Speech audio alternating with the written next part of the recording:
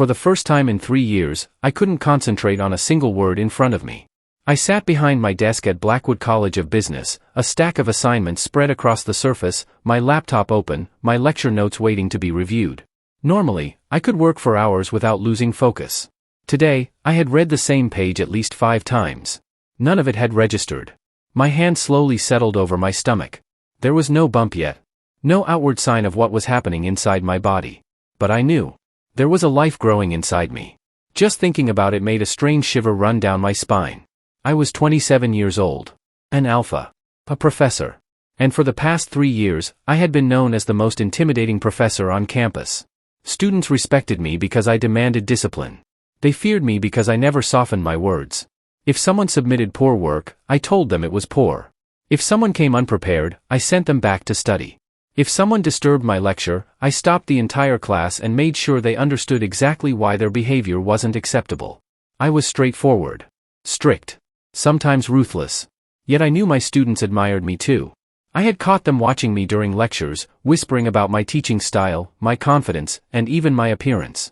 It was always amusing to see how quickly admiration turned into fear whenever I looked in their direction. I had become someone they didn't dare disappoint. And then Ethan Carter arrived. Ironically, I had already met him before he ever stepped into my classroom.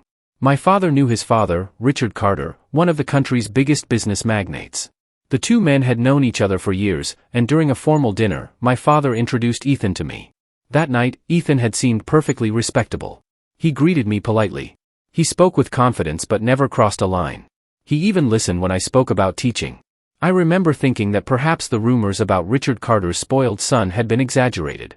Then Ethan walked into my classroom. And within 10 minutes, I realized I had been horribly mistaken. He was 27, just like me. He was handsome enough to attract attention the moment he entered a room. And he knew it. Ethan was charming, confident, and unbearably flirtatious. He barely paid attention during my lectures. He'd sit back in his chair, exchange messages with other students, whisper to the people beside him, or simply stare out the window while I was explaining something important. Ethan. He'd look up. Yes, Professor? Are you listening? Absolutely. He wasn't. Not even remotely. The first few times, I tolerated it. Then he started flirting with the other students. He'd compliment someone during class. Make someone laugh. Lean over and whisper something that had them covering their mouths to hide their smiles. I'd tell him to stop. He'd simply smile and continue. Eventually, the atmosphere in my classroom changed. Other students began copying him. Soon, people who had once been too nervous to speak during my lectures were suddenly flirting across the room. And then, somehow, they started flirting with me. Professor, you're looking especially handsome today. Professor, why do you always look so serious? Professor, do you ever smile? My patience disappeared. And Ethan? He found the entire situation hilarious. I could see the amusement in his eyes every time another student complimented me. That was when I finally called him into my office. It was supposed to be a serious conversation. It turned into one of the strangest conversations of my life. I had barely finished explaining why his behavior was unacceptable when Ethan leaned back in his chair and said, "You're jealous." I stared at him. Excuse me?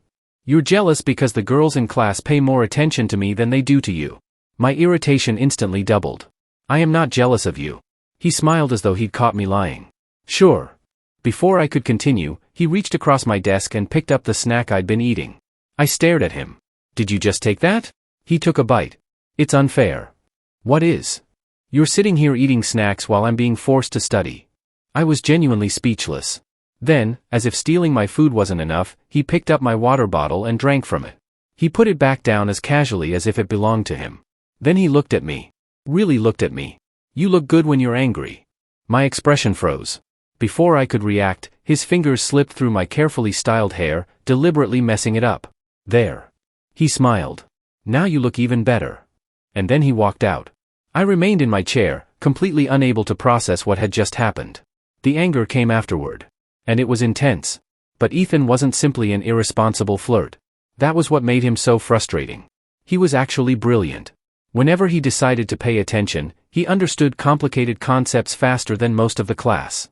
His test scores were excellent. His potential was undeniable. His effort was non-existent. He rarely completed assignments. He ignored deadlines. He treated studying like an inconvenience. Eventually, I called him into my office again. This time, I was determined not to let him distract me. Ethan, you need to start taking your studies seriously. You're capable of doing extremely well, but... He wasn't listening. He was looking at me. His expression was strangely soft. Professor? What? You're really handsome. I stared at him. That's not relevant. I think you look even better today. Ethan. He stood up. Before I could stop him, he reached toward my hair again and ran his fingers through it, rearranging the style I'd carefully fixed that morning. He stepped back. A satisfied smile appeared on his face. See? This looks better. Then he walked away. I sat there. Again. Speechless. This time, however, something compelled me to reach for my phone. I opened the front camera. I looked at myself. Then at my hair. I adjusted it slightly. Maybe Ethan was just being ridiculous. Maybe he was only teasing me. But then why had I actually checked? I was still staring at my reflection when the door opened. Ethan had returned. His eyes immediately landed on my phone. Then on me. His lips curved upward. You actually checked. I immediately lowered the phone. I was not checking anything. He walked over and picked up the phone he'd left on the chair. You wanted to see what I saw. My face grew warm. Ethan, leave. He laughed. You're blushing. I am not. You are. Leave. Still smiling, he finally walked toward the door. And as I watched him leave, I realized something that should have concerned me far more than it did. That was the first time Ethan's flirting had been directed entirely at me. And somehow, I had started noticing it. After that day, Ethan's flirting only got worse. At first, it was harmless little things. He'd linger after class just to ask questions he already knew the answers to. He'd smile whenever I walked past his desk. Sometimes he'd lean closer and whisper, "You look especially handsome today, Professor," before returning to his seat as though he hadn't said anything. If I frowned at him, he'd grin. If I ignored him, he'd try harder. If I told him to behave, he'd simply reply, "You know you like my attention." I absolutely did not. At least, that's what I kept telling myself. But slowly, his flirting became part of my daily routine. He'd leave ridiculous notes on my desk. "Don't look so serious today." Or, "You smiled at me twice." I'm counting that as progress. Sometimes he'd compliment my clothes. Sometimes my hair. Once, he simply looked at me for several seconds before saying, "You're really distracting when you stand that close." I wanted to be annoyed. I really did. But somewhere along the way, I started enjoying it. I didn't realize it immediately. I only noticed when Ethan missed a day of class and I found myself wondering where he was. Then I started looking forward to his teasing. I started smiling at his messages. And eventually, Ethan and I began talking far beyond anything related to university. He would text me about the most random things.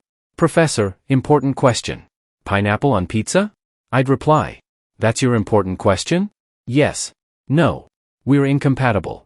I would roll my eyes at the screen. Yet I'd still smile. Our conversations became longer. We talked about our families, our childhoods, our favorite foods, our frustrations, and even the things we were afraid to admit to other people. Then, one evening, Ethan showed up at my apartment. I opened the door and stared at him. "What are you doing here?" "I have a doubt." I narrowed my eyes. "About your coursework?" He hesitated. "No." "Then what doubt?" He sighed. I lied. I stared at him. He gave me an almost embarrassed smile. "I was alone. And? I wanted to see you." I folded my arms. "Why?" His expression softened. "Because my day always goes better after I see you." For once, I didn't have a sarcastic response. He stepped closer. I didn't move away. And somehow, without either of us planning it, we kissed. It wasn't dramatic. It wasn't planned. It simply felt right. And that kiss became the beginning of something neither of us had expected. After that, Ethan started coming to my apartment almost every day. Sometimes he genuinely needed help with his studies. Sometimes he claimed he did. And sometimes he'd simply show up with a smile and say, "I missed you." Our relationship slowly changed. The arguments became playful. The teasing became affectionate. And the distance between us disappeared little by little. One evening, Ethan finally told me his biggest secret. He was an enigma. I remember staring at him in disbelief. I hadn't expected it at all. But after the initial shock, I accepted him. I didn't care what secondary designation he had. I cared about Ethan. We were cautious about everything, especially because of our circumstances, but our feelings for each other kept growing. Eventually, Ethan started staying at my apartment more often. Then he practically moved in. And strangely enough, I didn't mind. He was incredibly affectionate. He hugged me constantly. He'd sneak up behind me while I was working and wrap his arms around my waist. He'd rest his head on my shoulder. He'd steal my snacks. He'd complain whenever I worked too late. The same man who had once driven me completely insane had somehow become the person who made my apartment feel less empty. Then one day, Ethan's enigma cycle began unexpectedly while he was with me. The intensity caught both of us off guard. Ethan became unusually clingy, refusing to let me out of his arms for almost the entire day and night. By the time it passed, I was exhausted and sore enough that returning to campus wasn't an option. I took 4 days off. And Ethan stayed by my side. He made me food, brought me water, made sure I rested.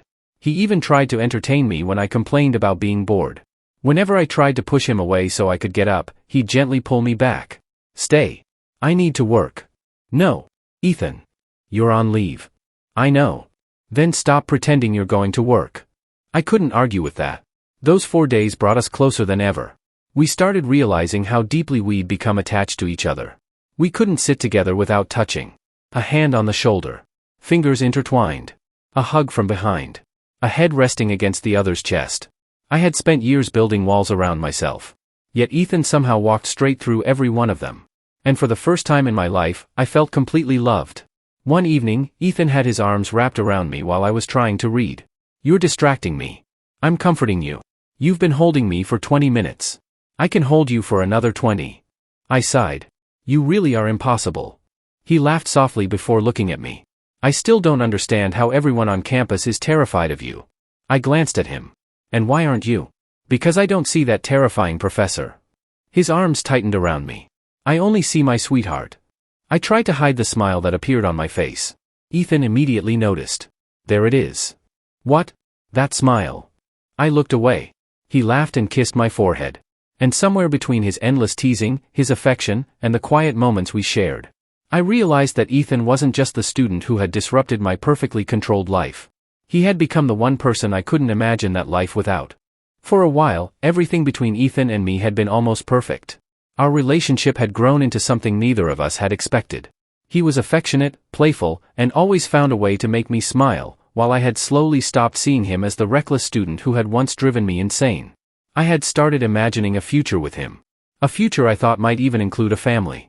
Then one morning, everything changed. I discovered I was pregnant. I sat there for several minutes, staring at the result in my trembling hands. Pregnant. The word felt unreal. I was frightened. There were 100 questions running through my mind, and I had no idea what the future would look like. But beneath all that fear was something surprisingly warm. I was happy. The thought of becoming a parent filled me with a kind of excitement I'd never experienced before. I placed my hand over my stomach, even though there was no visible sign of the baby yet. Our baby. For the first time, I imagined Ethan holding our child. I imagined the two of us learning how to become parents together. Maybe we would be scared. Maybe we would make mistakes. But we would figure it out. At least, that's what I believed. All day, I waited impatiently for Ethan to come home. I wanted to see his face when I told him. When he finally walked through the door that evening, I couldn't stop the smile from appearing on my face. Ethan, I have something to tell you. He immediately noticed my excitement. What happened? I took a breath. I'm pregnant. I expected him to freeze from surprise. Maybe I expected him to ask me if I was serious. What I didn't expect was the expression that appeared on his face. The smile disappeared. His entire body stiffened. And within seconds, he looked terrified. What? I'm pregnant. His breathing became uneven. How? I stared at him. What do you mean, how? You said we were careful. We were. Then how did this happen? His voice grew louder. I felt my excitement slowly draining away. Ethan, please calm down. I can't do this. My heart sank. Do what? Have a child. He shook his head repeatedly. I'm not ready. Neither was I. But I was ready to try. We can figure it out together. No. Ethan. You need to get an abortion. The room suddenly felt unbearably quiet. I stared at him. For a moment, I genuinely wondered if I'd heard him correctly. You're asking me to get rid of our baby? He looked away. I can't take responsibility for a child. His words cut deeper with every sentence. You don't understand what this will do to my life. My future. Everything I've been working toward. I could barely speak. What about me? He didn't answer. What about what I want? I'll give you anything. I frowned. What? I'll give you whatever you want. His voice was desperate now. Money. A house. Anything. Just, please get the abortion. I felt something inside me crack. He was trying to put a price on our child. On my choice. On everything we'd shared. I looked at him through tears. You really think I can be bought? That's not what I meant. But it was too late. My hand moved before I could stop myself. Slap. Ethan's face turned slightly from the impact. Silence filled the room. My hand trembled. So that's what you think of me? He stared at me. I pointed toward the door. Leave.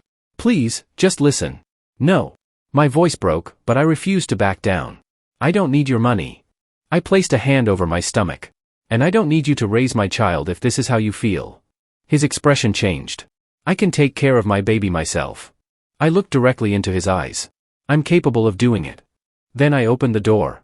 Get out. Ethan stood there for several seconds before finally walking away. The moment the door closed, I collapsed onto the couch. And I cried. I cried until my chest hurt. I cried because I was scared. I cried because I felt betrayed. But most of all, I cried because I couldn't stop thinking about how badly I had wanted Ethan beside me. I had wanted him to smile.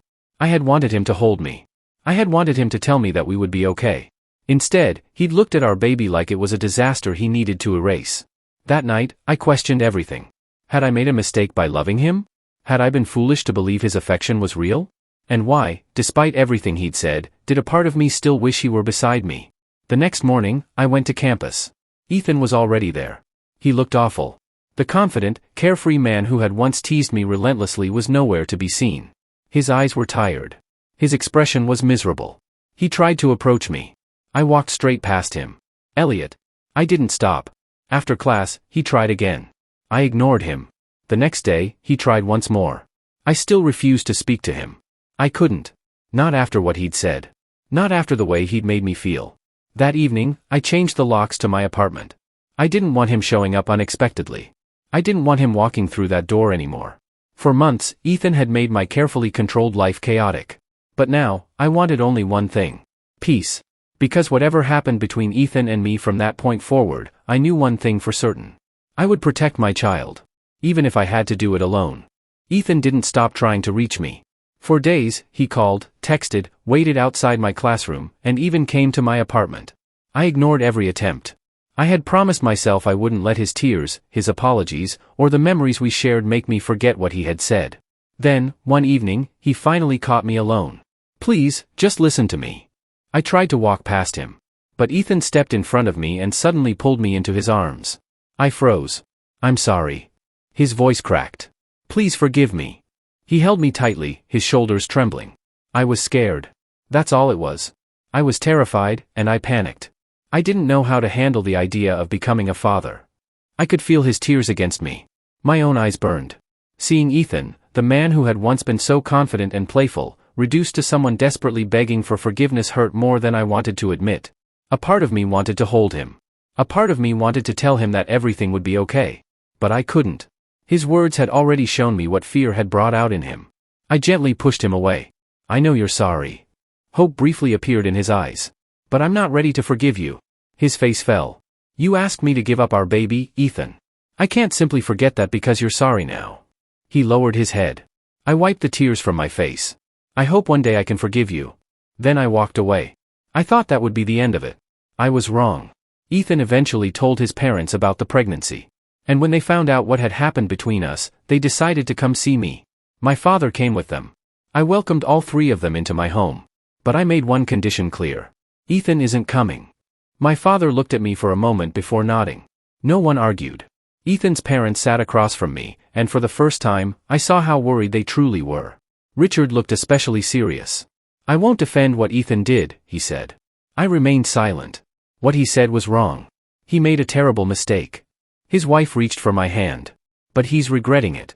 I looked down. I know Ethan isn't perfect, Richard continued. I've been his father for 27 years. I know exactly how reckless and immature he can be. There was sadness in his voice. But I've never seen him this broken. My father spoke next.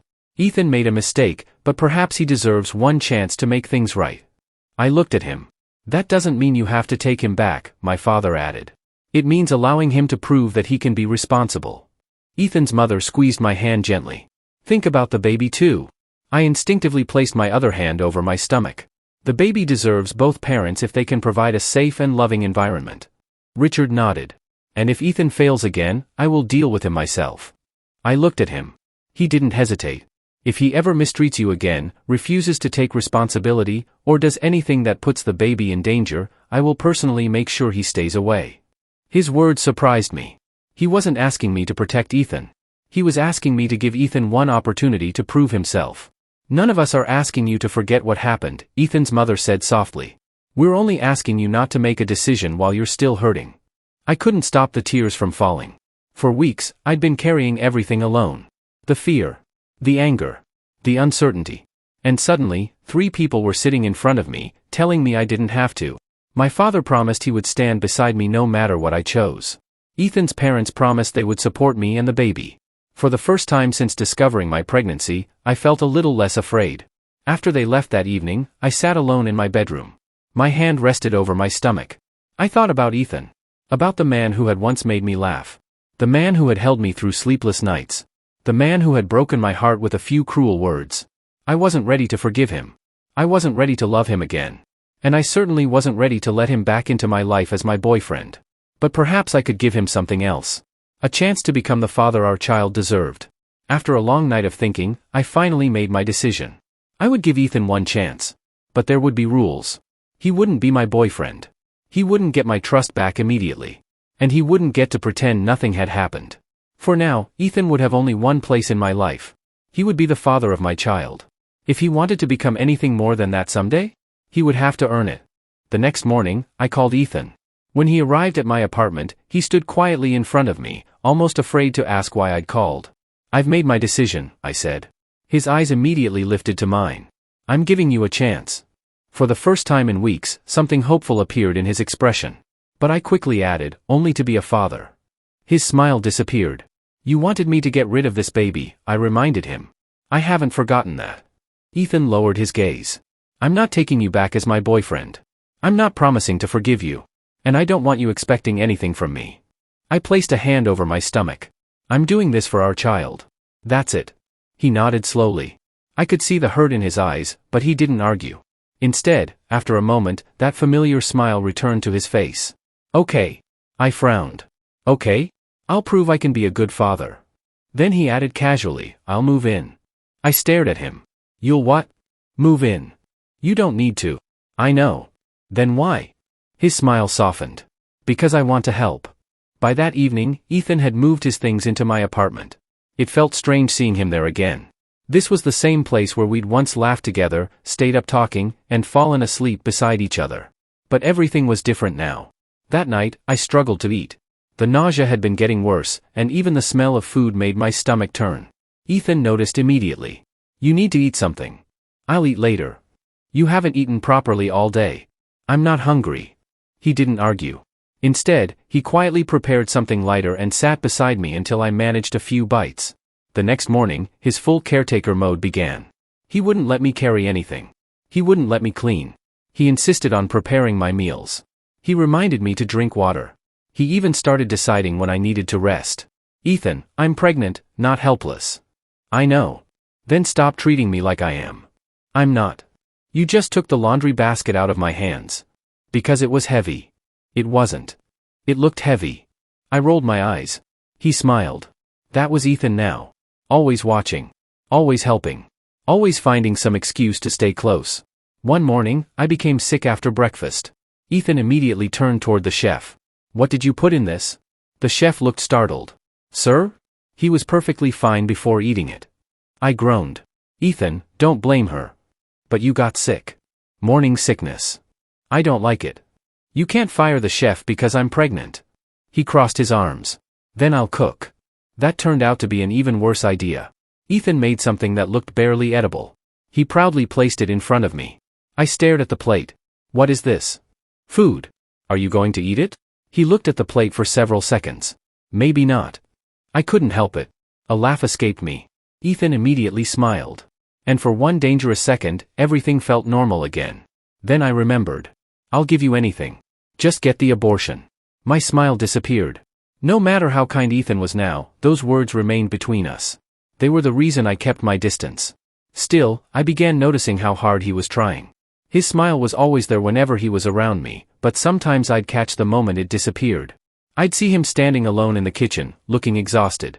Or sitting quietly after I went to bed. He was hurting. I knew it. But I couldn't allow his pain to become mine again. Then came our 8-week appointment. The doctor examined me carefully before turning the monitor slightly toward us. There are 3. I blinked. I'm sorry? The doctor smiled. You're carrying triplets. I went completely still. Triplets. My eyes immediately moved toward Ethan. He looked like the world had stopped around him. The color had drained from his face. 3 babies? His voice was barely more than a whisper. Then his hand found mine. His fingers closed around mine tightly. He didn't let go. I could feel how stunned he was. For several seconds, Ethan simply stared at the screen. The man who had once panicked at the thought of becoming a father was now staring at 3 tiny lives that were his. Then the doctor became serious. There is something important you both need to understand. We looked at him. This is a high-risk pregnancy. My stomach tightened. You'll need to stop working and avoid unnecessary stress. You'll need proper rest, regular appointments, and careful monitoring. Then the doctor looked directly at Ethan. Your job is to make sure both the babies and the Elliot are properly cared for. Ethan didn't hesitate. I will. And he meant it. From that day forward, Ethan practically transformed his entire life. He stopped me from returning to college. Then he stopped attending himself. He gave up parties. Stopped going out unnecessarily. Stopped seeing friends. His entire schedule revolved around me.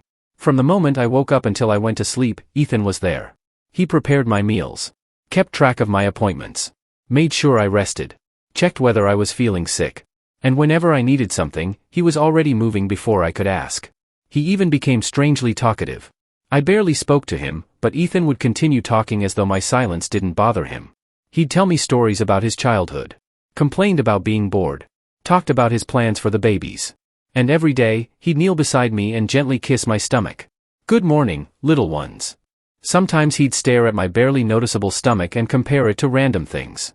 Yesterday you were the size of a blueberry. I looked at him. That was 2 days ago. Then you're already growing too fast. You know that's not how it works. He smiled. Let me enjoy this. Another time, he pressed his palm against my stomach. You're getting bigger. I can barely see anything. I can. You imagine things. Maybe. Then he'd kiss my stomach again. Your father is already completely obsessed with you. I never stopped him. I simply watched. Because I could see the change in him. Ethan was genuinely trying. He was tired. He was sacrificing everything he'd once loved. And beneath that cheerful smile, I could see how badly he was trying to make up for the mistake he had made. Sometimes I caught myself feeling sorry for him. Sometimes I wanted to tell him he was doing enough. But then I remembered that night. The way he'd looked at me. The way he'd asked me to give up our baby. And the way those words had shattered something inside me. So I kept my distance. I'd given him a chance to be the father our babies deserved. But forgiveness? That was something Ethan would have to earn. A few more weeks passed. Life with Ethan had become strangely routine. He took care of almost everything. He made sure I ate, reminded me about my appointments, kept track of my medication, and somehow always found a reason to sit beside me. I still kept my distance. I answered him when necessary, but I never gave him the affection he used to receive so easily. One evening, we were sitting on the couch watching a documentary about parents and children. For some reason, seeing the families on the screen made me glance at Ethan. He was watching quietly, his expression unreadable. Are you scared? He turned toward me. Of what? The babies. He shook his head. No. I frowned. Don't lie. I'm not. You can't tell me you're not scared. He remained silent. The man who couldn't even think about becoming a father to one child is now going to have 3. My voice became sharper. How can you not be terrified? Ethan looked down. I sighed. Sometimes I think you're only staying because you feel guilty. His head snapped up. What? You heard me. Elliot. You can leave. He stared at me. You don't have to stay here. I continued before he could answer. My babies and I won't stop you. If you don't want this life, go. Ethan's expression changed. Stop. His voice was quiet, but firm. I looked at him. Just stop saying that. He took a shaky breath. I know I made a terrible mistake. His eyes filled with tears. I know what I said that night was unforgivable. He wiped his cheek. But you can't keep throwing it at me every time we argue. I opened my mouth, but he continued. Do you think I don't feel guilty? His voice cracked. I can't sleep properly anymore. I stared at him. Every night, I think about what I said. He looked toward my stomach. I think about how close I came to losing all four of you because I was afraid. His tears fell freely now. And I'm still here. He pressed a hand against his chest. I'm trying. His voice broke. I'm trying every day to prove that I'm not that person anymore. I felt my own eyes burn. But you keep telling me that I don't belong here. His expression was devastated. I've stopped my entire life for you. He shook his head. And I don't regret it. My anger rose again. You weren't there because you wanted 3 children. Ethan stared at me. I saw your face at the doctor's appointment. I pointed toward him. I saw how you looked when he said there were 3. His eyes closed. You were terrified. I was surprised. You weren't happy. I was scared. Exactly. My voice cracked. You were scared because you didn't want them. Ethan stood. That's not true. I know what I saw. I could feel tears running down my cheeks. And I never needed you to stay because you felt guilty. He went silent. I never needed a caretaker. My voice softened. I needed my partner. Ethan looked at me. When I found out I was pregnant, I wanted you beside me. My hand moved protectively over my stomach. I wanted to hold you. His eyes filled with more tears. I wanted you to hold me. My voice trembled. I wanted us to sit down together and decide what we were going to do with our future. Ethan lowered his head. 2 adults created these babies. I swallowed. So I thought 2 adults could handle becoming parents. My voice broke. But one of those adults decided to act like a child. The room fell silent. Neither of us moved. Both of us were crying now. Then anger took control of me again. And I said something I wished I could take back the moment it left my mouth. I'll make sure our children know what you said about them. Ethan froze. His face changed completely. He slowly sat down. Then he covered his face with both hands. His shoulders began shaking. A broken sob escaped him. I stood there, stunned. I had never seen Ethan cry like that. Not when I rejected him. Not when I changed the locks. Not even when I refused to forgive him. This was different. He looked completely shattered. The anger inside me disappeared. I wanted to say something. Anything. But no words came. So I turned around and walked into the bedroom. I closed the door. That night, I never came back out. I sat on my bed with my knees pulled close, staring into the darkness. Over and over, I replayed what I'd said. I'll make sure our children know. I covered my face. No. I shook my head. I would never do that. I could never make our children carry the pain between Ethan and me. They deserve to love their father without being caught between our mistakes. I hadn't said it because I truly wanted to tell them. I'd said it because I wanted Ethan to understand how deeply his words had hurt me. But seeing him break down had made me realize something. I had wanted him to understand my pain. Instead, I had given him pain of his own. And now I couldn't forgive myself for it. I stayed in that room the entire night. I didn't know whether Ethan was still sitting on the couch. I didn't know if he was crying. I was too afraid to look. Because for the first time since our relationship had fallen apart, I was forced to admit something I'd been trying desperately to deny. I was still hurt. I was still angry. But I still loved him. And that was exactly why his tears had hurt me so much. The next morning, when I finally woke up, Ethan was already awake. He had prepared my breakfast and placed everything neatly beside me before handing me my medicine. Eat first, he said quietly. Then take this. You need to rest. It was the same routine he'd followed every morning since the doctor had ordered me to stop working. But something felt different.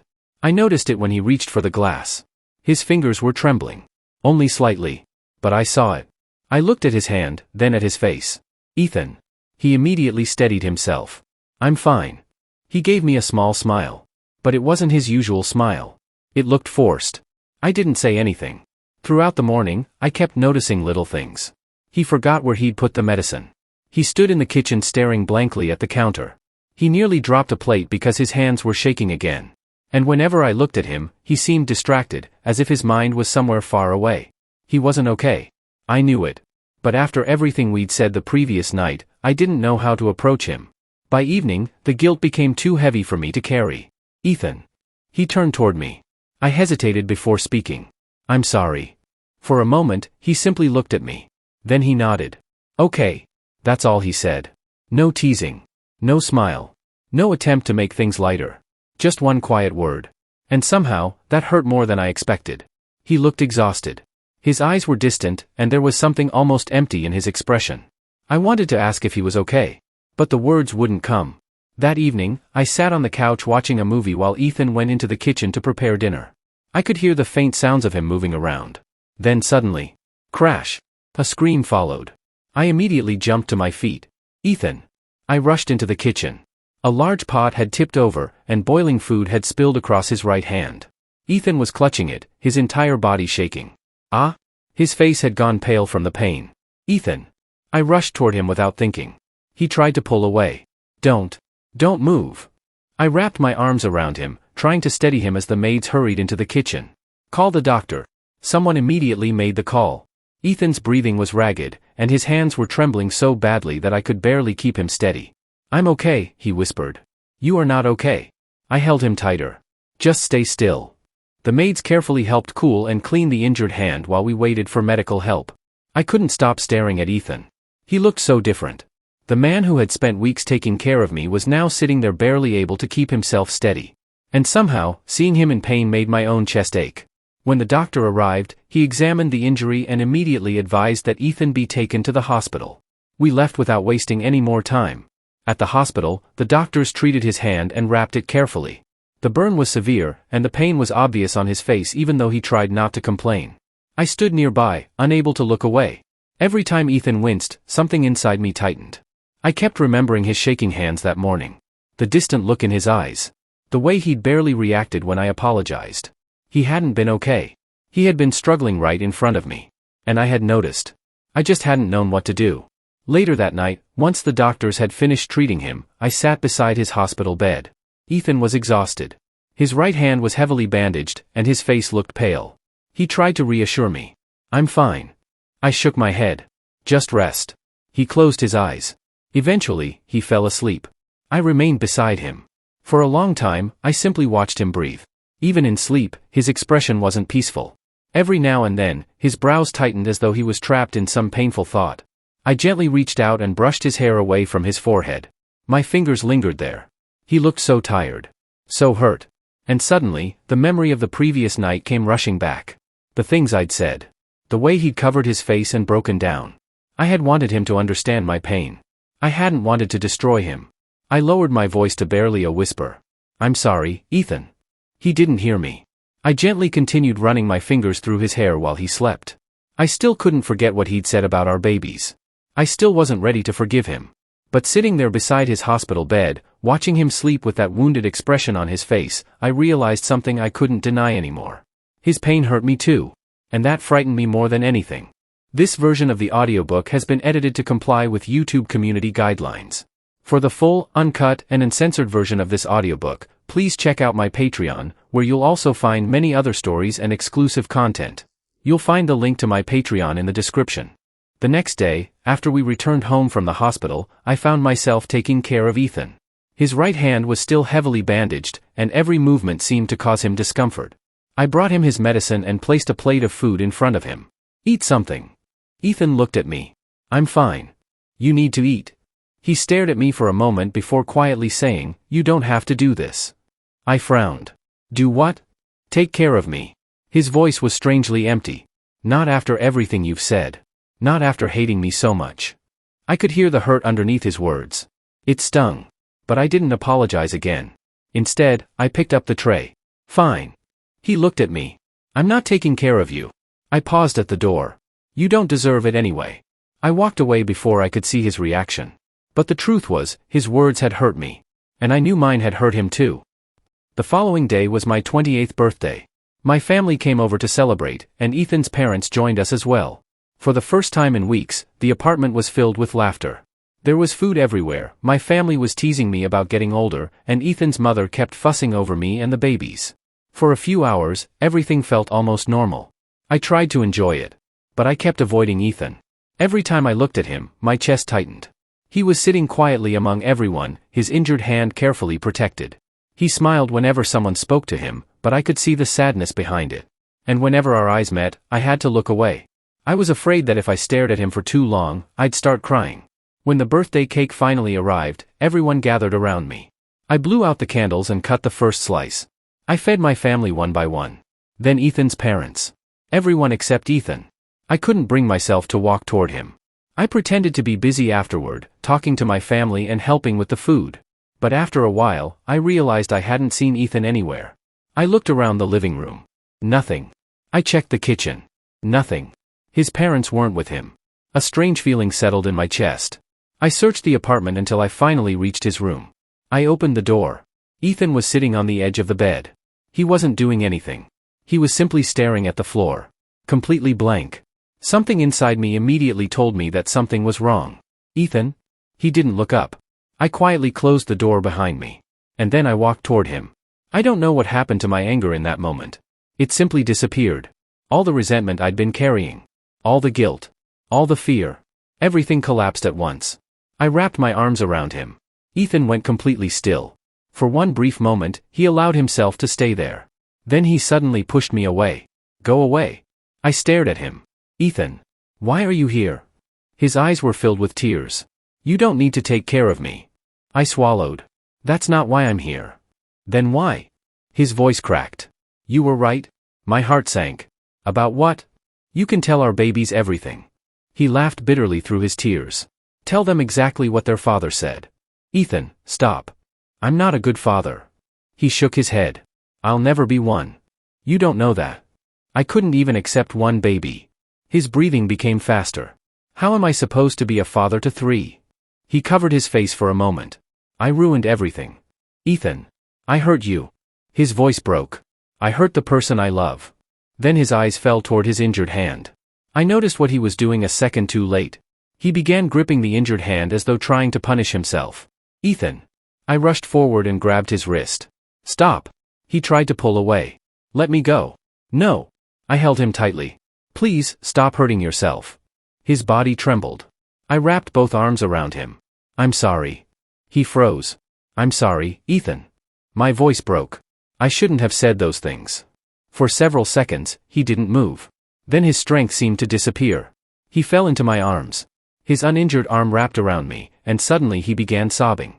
He cried against my shoulder like he'd been holding his pain inside for weeks. I'm hurting. I closed my eyes. I know. I don't know what to do anymore. His voice was barely audible. I need help. You'll get help. I don't know how to fix this. I held him tighter. Then he whispered something that made me completely still. I wasn't scared because I hated the babies. I pulled back slightly. He looked at me through tears. I was scared because of you. My heart stopped. When the doctor said it was a high-risk pregnancy, I kept thinking about what could happen to you. His voice shook. 3 babies meant more risks. More complications. And all I could think about was losing you. He wiped his tears with his uninjured hand. I panicked. He looked at me helplessly. I didn't know how to tell you I was terrified. I couldn't speak. I love you. His voice cracked. I love you so much. Then he pulled me against him again. Please don't let me go. For a moment, I forgot everything. The arguments. The hurt. The fear. I simply held him. Tighter. I didn't know what was happening to us anymore. I only knew that I couldn't watch him break apart. Then reality returned. We weren't alone in the apartment. Our families were still there. And Ethan clearly needed help. I quickly called for someone. Within moments, the door opened. The maids rushed in, followed by Ethan's parents and my father. Everyone stopped when they saw us. Ethan was clinging to me. And I was holding him just as tightly. His mother immediately looked worried. Ethan. His father stepped forward carefully. Son, come with us. Ethan shook his head. No. My father approached me. Let him go for a moment. I couldn't. Not yet. Ethan was trembling against me, struggling to breathe. I was struggling too. Someone tried to gently separate us. Neither of us let go. Every attempt was met with the same reaction. Ethan tightened his grip.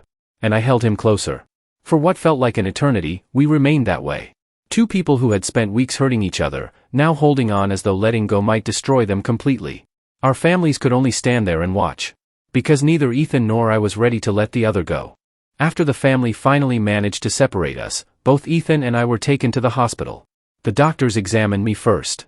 Thankfully, the babies were safe, and there were no complications with my pregnancy. But Ethan was another story. The doctors noticed how withdrawn he had become. He barely spoke, seemed constantly lost in his thoughts, and struggled to respond even when someone addressed him. After speaking with him and evaluating his condition, the doctors decided that he needed to stay in the hospital for observation and support. Ethan needed help. And I refused to leave him. For the next 2 days, I didn't spend a single moment away from his side. I sat beside his bed while he slept. I made sure he ate. I reminded him to take his medication. And whenever his eyes became distant, I quietly reassured him. Everything is going to be okay. We'll get through this. You aren't alone. Ethan listened. Sometimes he'd nod. Sometimes he'd look at me. But most of the time, there was almost no reaction. He seemed trapped somewhere inside his own mind. And those 2 days gave me far too much time to think. I finally understood something painful. I had spent weeks trying to make Ethan understand how badly he'd hurt me. But somewhere along the way, I had started hurting him back. I had used his greatest fear against him. I had said things I knew would break him. And seeing him lying there made me realize that I had gone too far. One night, while he was asleep, I gently held his hand. I'm sorry. My voice trembled. I wanted you to understand my pain. I looked at his exhausted face. But I shouldn't have tried to hurt you just because you hurt me. I brushed his hair away from his forehead. We're going to be okay, Ethan. I didn't know whether he heard me. But I kept saying it anyway. 2 days later, the doctors finally decided Ethan was stable enough to leave the hospital. Before we went home, his parents asked me to sit with them. Richard looked worried. Ethan is still emotionally fragile, he said. His mother nodded. And we're concerned that being around each other immediately might make things worse. I already knew what they were going to suggest. We think you two should stay apart for a while. My heart immediately sank. No. They looked at me. I can't do that. Elliot, you need to think about yourself too. I am. I placed my hand over my stomach. But I'm also thinking about Ethan. Richard sighed. You've both been through something extremely difficult. I know. And you're carrying 3 babies. I know. I looked toward Ethan. But I don't want to abandon him when he's finally admitting that he needs help. His mother looked at me sadly. What if you both make each other worse? Then I'll ask for help. I took a breath. But I believe we can handle this. I looked at Ethan again. We don't have to pretend everything is okay. My voice softened. We just need to stop hurting each other. There was a long silence. Eventually, his parents agreed to let Ethan come home with me, as long as we continued getting the support we needed. And that afternoon, I took him home. The moment we stepped inside the apartment, Ethan stopped. He looked around quietly. Everything was familiar. But somehow, everything felt different. I turned toward him. He looked exhausted. Lost. So I stepped closer and pulled him into my arms. Ethan immediately wrapped his uninjured arm around me. His grip was tight. Almost desperate. I gently kissed the top of his head. I'm here. He didn't answer. He simply held me tighter. I kissed his hair again. We're going to be okay. His breathing slowly steadied against me. For the first time in weeks, neither of us was trying to win. Neither of us was trying to prove who had been hurt more. We were simply holding each other. I knew the damage between us wouldn't disappear overnight. I knew forgiveness would take time. And I knew rebuilding our relationship would be difficult. But as I held Ethan close and felt him finally relax against me, I realized something. Maybe we didn't need to go back to who we were. Maybe we could become something new. Something stronger. Something more honest. And for the first time since everything had fallen apart, it felt like both of us were finally ready to try again. Once we were finally home, Ethan and I knew we couldn't simply pretend the past few weeks hadn't happened. We needed to talk. So that night, we sat together and talked about everything. Not as enemies. Not as 2 people trying to prove who had been hurt more. Just as 2 people who still loved each other. Ethan admitted that he had been wrong. He told me how terrified he'd been when he'd first learned about the pregnancy, how the thought of losing me had overwhelmed him, and how badly he'd regretted the words he'd spoken. I should have held you, he whispered. I should have told you I was scared. Instead, I made you feel like our babies were a mistake. I couldn't hold back my tears. I was hurt too, I admitted. And I tried to make you hurt because I wanted you to understand what you had done to me. I told him I regretted the things I'd said during our arguments, especially the words I'd used to make him feel like he didn't deserve to be their father. We apologized to each other. Properly. No excuses. No blaming. And somehow, after we'd finally said everything aloud, the heaviness between us began to disappear. I love you, Ethan whispered. I looked into his eyes. I love you too. His arms immediately went around me. He held me tightly, almost as if he was afraid that if he loosened his grip, I'd disappear again. After a while, he quietly complained, my hand still hurts. I looked down at the bandage. You've been complaining about that all day. Because it hurts. I gently took his injured hand and kissed it. Better? He smiled. A little. I kissed it again. Then I pulled him toward the bed, and we lay down together. Ethan rested against me while I gently kissed his forehead, his cheeks, and his hair. Little by little, his eyes became heavier. Eventually, he fell asleep in my arms. I stayed there for a while, listening to his breathing. Then, without realizing it, I fell asleep beside him too. For the first time in weeks, we slept peacefully. And somehow, that night felt like the beginning of something new. As the days passed, pieces of our old relationship slowly returned. Ethan became playful again. He started arguing with the chef over practically everything. "This has too much salt." The chef stared at him. "Sir, you haven't even tasted it." "I don't need to." I looked at him. "You're impossible. I'm protecting you." He'd also dance around the apartment whenever he heard a song he liked, making deliberately ridiculous moves just to make me laugh. And he talked to the babies constantly. He'd kneel beside me and place his hand gently against my stomach. "Hello, little ones." Sometimes he'd whisper, "Please be nice to your dad today." I'd look down at my stomach. "They can't even understand you yet. They understand everything. You don't know that." "I know." Then he'd kiss my belly. "Your other dad is already stubborn." I'd glare at him. "Ethan." He'd laugh. Those little moments slowly brought warmth back into our home. We were becoming a family long before the babies were born. But Ethan had also developed one ridiculous habit. Whenever I showed the slightest sign of discomfort, he would panic. I'd shift in my seat. He'd immediately freeze. "What's wrong?" "Nothing." "You made a face." I moved. "Does something hurt?" "No." "Are you sure?" "Ethan, breathe." "I am breathing." "You've been holding your breath for 10 seconds. He'd immediately take a huge breath. Sometimes I had to reassure him repeatedly before he calmed down. I knew exactly why he was like that. He was still terrified. Not of the babies. Of losing us. Then Ethan decided he needed to practice being a father. Unfortunately, his idea of practice involved treating himself like another child. "I need attention too." I stared at him. "You're 28. So? You don't need me to take care of you like a baby." "But I'm learning." "Learning what?" "How to raise children." He pointed at himself. "You can practice with me." I laughed. "You are unbelievable." "I need food." "You can eat." "I need attention." "You have my attention." He smiled proudly. "See? I'm already learning." I couldn't stop myself from laughing. Somehow, the man who had once been terrified of fatherhood was now completely obsessed with becoming the best parent he could be. After returning home, Ethan also became strangely dramatic about his injured hand. He'd occasionally refuse to eat and then announce, "My hand hurts." I would stare at him. "Your hand has nothing to do with your ability to eat. But it hurts. You have another hand." He'd look at me innocently. "So you'll feed me?" I knew he was pretending.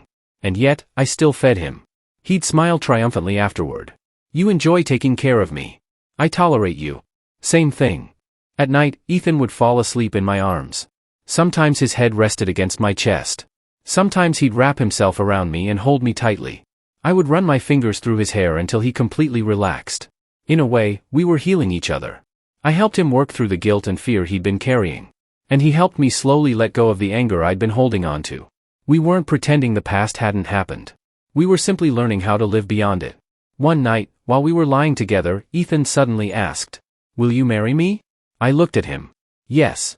His face immediately brightened. "But not yet." His smile faded slightly. "When?" I rested my hand over my stomach. "After the babies are born." "Okay. And when they can walk?" He blinked. "Walk? I want them to be there." His expression softened. Then he smiled. "Then that's our plan." He pulled me closer. "We'll get married when our babies can walk." I rested my head against his chest. For the first time, the future didn't feel frightening. It felt warm. It felt possible. After everything we'd been through, we weren't simply returning to our old relationship. We were building a new one. One where fear was spoken instead of hidden. One where apologies were followed by actions. And one where, this time, we would face whatever came next together. Then on a beautiful Friday evening, everything changed. After months of waiting, the day finally came when our 3 babies were ready to meet us. But it didn't begin beautifully. That afternoon, I suddenly woke up with severe pain in my stomach. At first, I tried to convince myself it was normal. But the pain kept getting worse. "Ethan." He was beside me instantly. "What happened?" "My stomach, it hurts." The moment he saw my expression, the color drained from his face. We rushed to the hospital. The doctors examined me immediately, and within minutes, their expressions became serious. "The babies are ready," the doctor said. "But because of the severity of the pain and the risks associated with the pregnancy, we're going to perform a C-section." My heart started pounding. A C-section? The doctor nodded. It's the safest option for you and the babies. Ethan immediately reached for my hand. I'm here. I looked at him. He looked terrified. But this time, he didn't run from the fear. He stayed.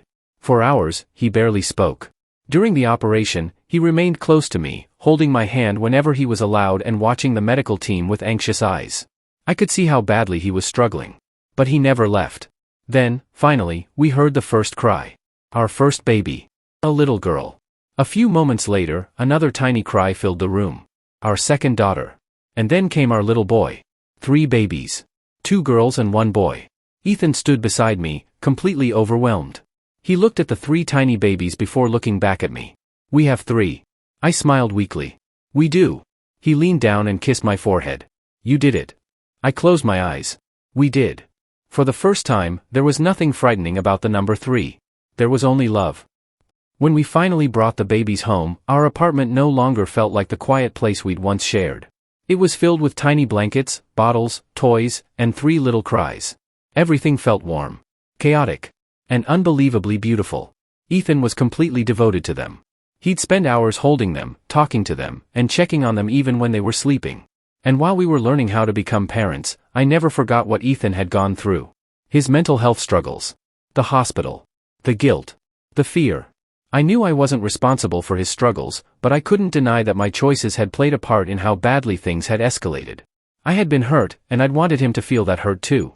I couldn't change that.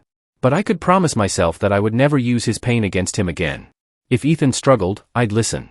If he was scared, I'd stay. If he needed help, I'd make sure he received it. And Ethan did the same for me. He watched over me just as carefully as he watched over the babies. He made sure I rested after the surgery. He made sure I ate. And whenever I looked tired, he'd immediately take over. You rest. I've got them. Sometimes I'd wake up in the middle of the night and find him sitting beside the 3 cribs, looking at our babies with exhausted but happy eyes. He had once been terrified of becoming a father. Now he couldn't imagine being anything else. And I couldn't imagine my life without him. One evening, I stood at the nursery door and watched Ethan gently hold our son while our 2 daughters slept beside him. He looked up and smiled. Come here. I walked over and sat beside him. He reached for my hand. We sat together, watching our 3 babies sleep. I looked at Ethan and smiled. My favorite student. My greatest headache. My greatest love. And now, the father of my children. Our story had never been perfect. We had made mistakes.